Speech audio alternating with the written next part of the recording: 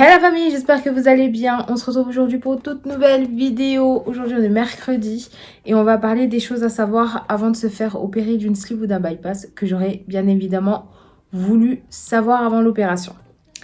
Avec un recul d'un peu plus de 7 mois, je me suis fait mon propre avis un peu. J'ai regardé un peu sur les réseaux sociaux les avis des autres et je vous ai compilé ça dans une petite liste. Vous avez vu, je suis sérieuse, dans une petite liste.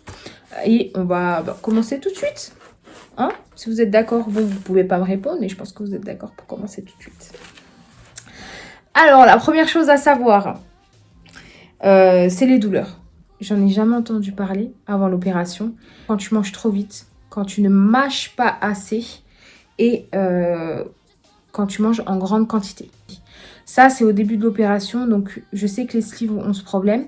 Et bypass, j'ai eu ce problème aussi. Et tu es obligé de vomir après. Parce que ça passe pas. C'est bloqué. C'est vraiment comme si tu avais une pomme de terre ronde, bloquée dans ta trachée. Ce problème, j'en ai jamais entendu parler avant l'opération. J'en ai jamais entendu parler sur les réseaux sociaux. Vraiment, j'en ai pas entendu parler. Et je trouve ça dommage parce que faut quand même renseigner les personnes. Ma chirurgienne m'a dit que c'était normal, mais bon, j'aurais aimé le savoir avant, quoi. Après, comme j'étais en hôpital privé, enfin en clinique privée, il n'y a pas eu de rencontre entre opérés, entre futurs et opérés. Une chose à savoir, c'est l'hydratation, l'eau. Alors, avant l'opération, mais buvez à outrance parce que c'est quelque chose que vous n'allez pas retrouver jusqu'à 3 mois post-op, 4 mois post-op, quoi. Vous voyez, prendre une bouteille d'eau, là, ça, vous pouvez pas le faire. Les jours qui suivent l'opération, vous buvez à la petite cuillère. Et encore, c'est 1 ou 2 petites cuillères, mais pas plus. Et ça, vraiment, j'aurais voulu le savoir pour me préparer parce que j'avais pas beaucoup bu avant l'opération. Et je vous assure que ça a été l'un des plus grands regrets quand j'ai été opérée. Et il faut savoir aussi qu'après l'opération, il faut savoir gérer l'hydratation. Je vais vous expliquer pourquoi. Tu ne peux pas boire et manger en même temps. Ça, c'est à vie. Certains le font. Moi, je ne le fais pas. Mais ça peut élargir ton estomac. Ou, dans certains cas, ne pas te donner envie de manger. Donc, tu vas décaler les repas, tu vas grignoter parce que tu n'as pas assez mangé. Enfin, voilà. Boire 30 minutes avant le repas et 30 minutes après le repas. Alors ça, il faut vraiment le respecter. C'est vraiment un truc qu'il faut gérer, de ne pas boire avant le repas et de ne pas boire après le repas pendant 30 minutes. Parce que c'est vrai que quand on mange des repas assez secs, t'as vite soif, quoi. Troisième point, ce n'est pas une baguette magique. C'est pas comme ça, t'as été opéré d'une sleeve, tu vas perdre tout ton poids, c'est bon, c'est fini, tu seras plus jamais obèse de ta vie. Non. L'opération n'est pas une baguette magique. À côté, il faut une alimentation équilibrée. Oui, tu peux te faire plaisir, mais te faire plaisir tout le temps à tous les repas, pizza, chips, nanana, c'est pas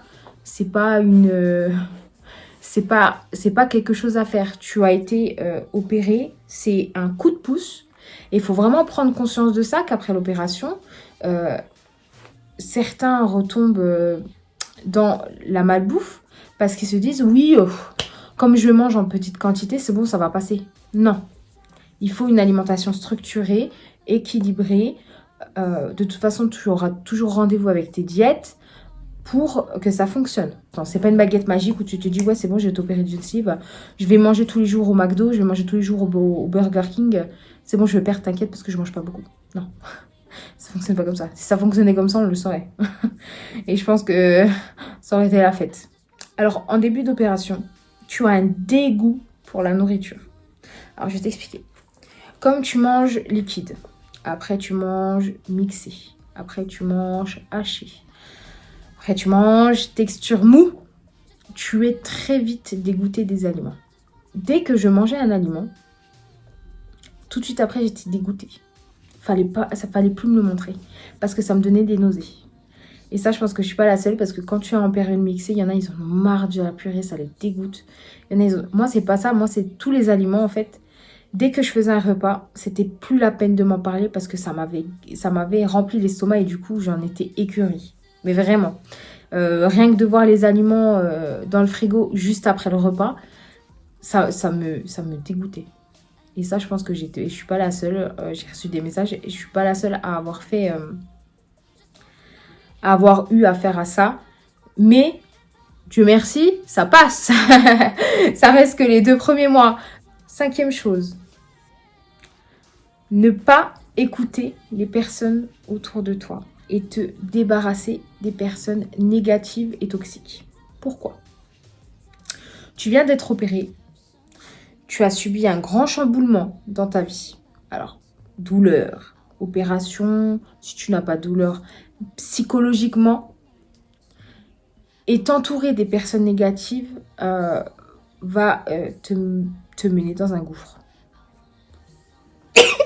T'entourer des personnes négatives quand tu viens de t'opérer, c'est très dangereux. Parce que tu n'es pas bien psychologiquement.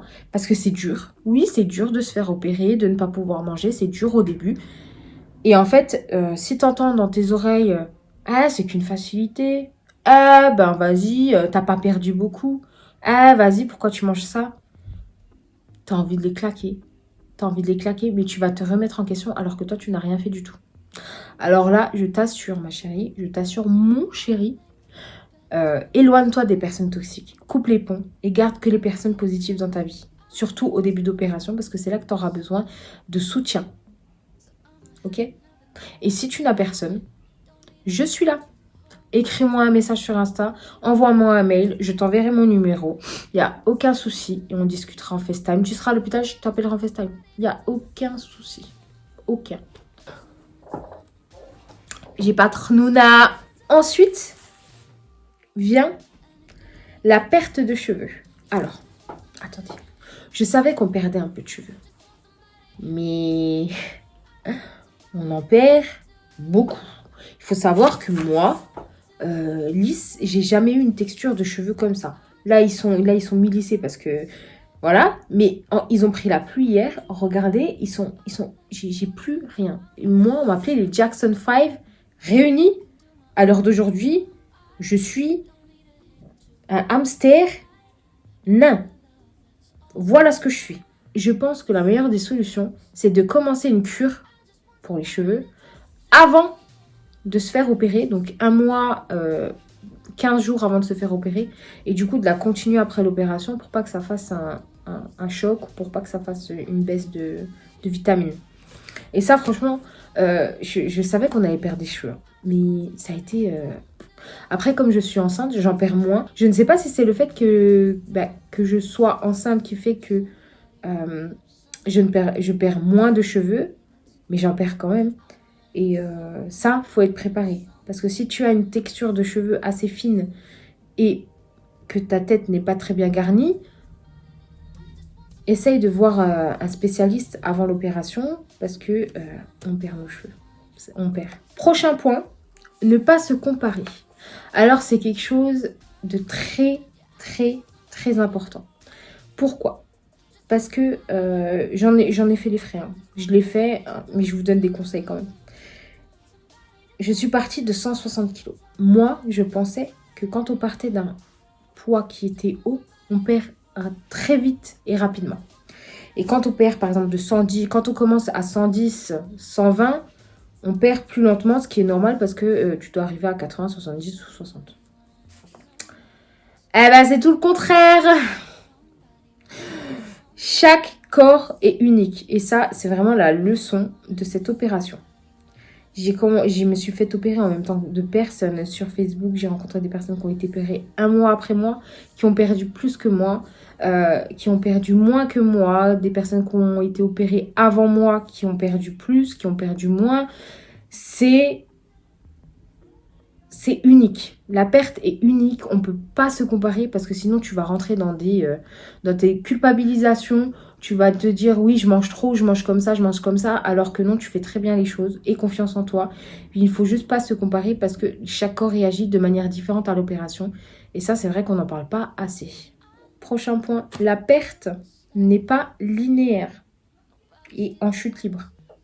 Ça rejoint un peu le point précédent. On ne perd pas 40 kilos, chaque jour tu perds 500 grammes, 100 grammes, 1 kilo, 2 kilos. Non, la perte n'est pas comme ça du tout. Je perds, je stagne, je reprends. C'est pour ça que ceux qui me suivaient sur Instagram, quand j'ai été opérée la première semaine, j'ai perdu 7 kilos. Donc j'ai perdu. Ensuite, j'ai stagné de 200 grammes. J'ai stagné. J'ai pris 1,8 kg en une semaine. Et ensuite, j'ai rechuté. Et ça arrive pour tout le monde. Au début d'opération, la perte n'est pas linéaire. Il ne faut pas paniquer. C'est pas parce que c'est un échec. On ne peut pas être un échec une semaine après l'opération. Ça, je l'ai compris. C'est vraiment que le corps bloque et se dit « Merde, qu'est-ce qui se passe pourquoi elle me choque ?» Dernier point. Et ça, je pense que le dernier point, je reviendrai plus jamais dessus. Ce n'est pas facile. Le prochain qui me dit que c'est facile, je lui fous une droite. Mais je lui fous une droite. Je vous assure que pour avoir fait un rééquilibrage alimentaire, avoir perdu, et l'opération comme ça, je vous assure que le plus facile, c'est de faire le rééquilibrage alimentaire. Pourquoi? Parce qu'on ne parle pas assez des inconvénients du bypass et de la sleeve, et c'est pour ça que vous pensez que c'est facile. À l'heure actuelle, même avec l'émission qui est sortie sur M6, on ne parle pas des effets négatifs, on ne parle pas de dumping, on ne parle pas des douleurs, on ne parle pas des diarrhées, on ne parle pas des rots, de l'alcoolisme, hein, des dépressions. On ne parle en aucun cas de ça et vous pensez, et c'est pour ça que vous pensez que c'est facile. Et quand tu dis ça à quelqu'un qui s'est fait opérer, qui a eu des complications, qui a failli mourir, ce n'est pas mon cas, ah ben je pense qu'en fait, il faut fermer ta gueule. Genre vraiment. Il faut vraiment fermer sa bouche dans ces cas-là parce que à trop vouloir parler, à trop vouloir dire que c'est facile, vous blessez les gens, d'accord? Vous blessez les personnes, vous rabaissez les personnes. Demain, on me dit que c'est facile, mais je te fous une claque. D'accord, je te fous une claque. C'est pas toi qui as vomi pendant 4-5 mois, qui a été dégoûté de la nourriture, qu'à l'heure actuelle, tu fais des dumpings avec tout et n'importe quoi. T'es au bout de ta vie, t'as l'impression que tu vas mourir. Et toi, tu vas me lâcher, c'est facile. Mais ça va pas dans ta tête ou quoi? Mais ça va pas dans ta tête. Ça va pas dans ta tête. Donc, vraiment la famille, hein, l'opération n'est pas une facilité. C'est un coup de pouce. Si tu ne fais pas ce qu'il faut autour pour prendre ce coup de pouce et perdre du poids, ça ne fonctionne pas. Qu'on soit bien d'accord. Combien de personnes sont décédées avec l'opération? Combien de personnes ont eu de complications? Combien sont tombées en anorexie et qui ont des problèmes à l'heure actuelle? Combien ont des problèmes de santé avec l'opération? C'est des choses qui arrivent, c'est des choses qui arrivent. Donc, il faut vraiment arrêter avec cette phrase, c'est une facilité. Le prochain qui me dit ça, mais je te fous une claque dans la tête. Franchement, je m'assois sur toi, je te jure que tu vas être en insuffisance respiratoire. Tu te démerdes. Tu te démerdes. D'accord ? N'hésitez pas à commenter, à liker, à partager cette vidéo. Un très gros concours arrive. Moi, je vous fais des gros bisous. On se donne rendez-vous dans une prochaine vidéo.